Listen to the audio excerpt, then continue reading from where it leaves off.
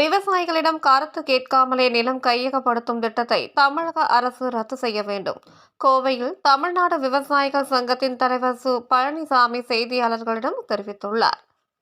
கோவை மத்திய போக்குவரத்து துறை சாலைகள் தமிழ்நாடு விவசாயிகள் சங்கத்தின் கோவை மாவட்டம் 15வது பிரதிநிதிகள் மாநாடு நடைபெற்றது.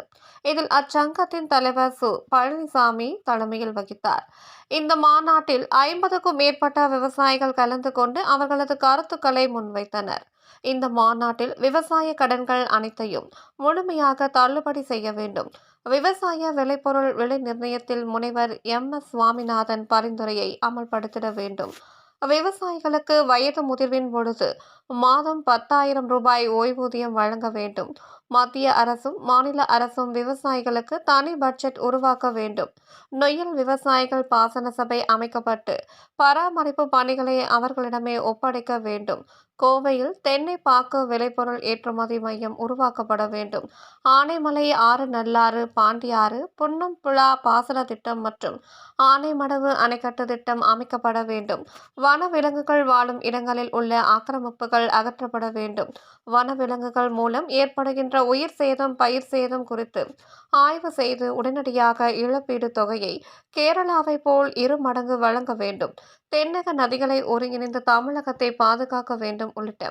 14 அம்ச தீர்மானங்கள் நிறைவேற்றப்பட்டன. இதனைத் தொடர்ந்து செய்தியாளரிடம் பேசிய தமிழ்நாடு விவசாய சங்கத்தின் தலைவர் சு. பழனிசாமி கூறியதாவது: விவசாயிகள் எல்லையை கண்டு எல்லைக்கல் நெட்டி ஆக்கிரம் பகற்றி விவசாயிகளுடைய கழிவுநீர் விவசாயினுடைய பூமிக்குள்ளும் அதே மாதிரி விவசாயினுடைய பாதிப்பு ஏற்படுகின்றதில் நொய்யலாற்றிலே கழிவுநீர் மனித கழிவுகள் கலக்கப்படுகிறது. இதை உடனடியாக தடுக்கப்பட வேண்டும் என்று மாநில அரசை இந்த மாநாடு கேட்டுக்கொள்கிறது. இந்த மாவட்டத்தில் விவசாயிகளுக்காக தொடர்ந்து போராடக்கூடிய சங்கமாக, தொடர்ந்து பிரச்சனையை மத்திய அரசுக்கும் மாநில அரசுக்கும் எடுத்துக்கொள்ள சங்கமாக இது இந்த மாநாடு வெற்றிகரமாக நடைபெற்று முடிந்திருக்கிறது. பத்திரிகையாளர் சந்திப்பில் உங்களிடம் கேட்பது விவசாயிகளை செய்திகளை உடனுக்குடன் தெரிந்து கொள்ள தீரன் நியூஸ் சேனலை சப்ஸ்கிரைப் செய்யுங்கள் மற்றும் பெல் பட்டனை அழுத்தி விடுங்கள்.